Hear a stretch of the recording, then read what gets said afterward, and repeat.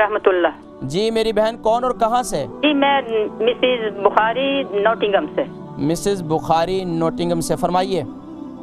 میں اپنی بہن کے لیے کر رہی ہوں. جی. ان کی عمر 70+ ہے. جی. اور وہ پتہ نہیں جب بھی کچھ کھاتی ہیں یا نہ بھی کھائیں ان کے اکثر چہرے پر خارش آتی رہتی ہے. صرف چہرے پر خارش ہوتی ہے؟ زیادہ چہرے پر ہے، ویسے سارے جسم پر. ویسے سارے جسم پر خارش ہے.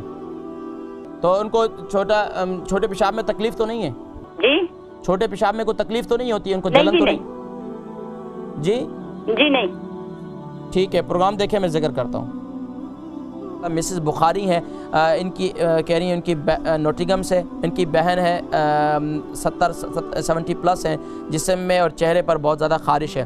میں نے ذکر کیا تھا کہ جب یہ ہارمونز کی چینجنگ ہوتی ہے خواتین میں، یا خاص طور پر جب یہ ایام کا سلسلہ بند ہو جاتا ہے، یعنی کہ مینسس کا سلسلہ بند ہو جاتا ہے، تو اس کے بعد جو ہے خاص طور پر خارش وغیرہ کا سلسلہ یا جسم میں ایگزیما وغیرہ ہو جاتا ہے. اب اس کا حل یہ ہے، ایک تو پانی کا استعمال بہت زیادہ کیا جائے. پانی کا استعمال بہت زیادہ کیا جائے. اگر بہت زیادہ دانے ہیں اور اس میں زخم پڑ چکے ہیں، یا اس میں پیپ نکل رہی ہے، یا وہ پک نہیں رہے ہیں، تو اب اس کا ایک طریقہ کار یہ ہے کہ ایک تو اس کا پیسٹ بنائیں، یعنی کہ میتھی دانے کو اس کو گرائنڈ کر لیں اور اس کا پیسٹ بنا کر، یا پیسٹ نہیں ہے تو کم سے کم تیل کے اندر مکس کر لیں یا ویسلین کے اندر مکس کر کے جہاں جہاں خارش ہے وہاں لگائیں، تو انشاءاللہ ٹھنڈک بھی محسوس ہوگی اور انشاءاللہ خارش بھی ختم ہو جائے گی. اور کوششیں کریں کہ گرم اشیاء سے پرہیز کریں اور دن میں خاص طور پر فروٹ کا استعمال کریں، اور خاص طور پر کھیرے کا استعمال کریں، خربوزے کا استعمال کریں. یہ ٹھنڈی چیزوں کا استعمال کریں تو انشاءاللہ العزیز دہی کا استعمال کریں تو انشاءاللہ یہ آپ کے جگر کی جو گرمی ہے انشاءاللہ وہ کم ہو جائے گی، اور انشاءاللہ اس سے آپ کی جو ہے بہن کی جسم میں خارش اور چہرے پہ جو خارش ہے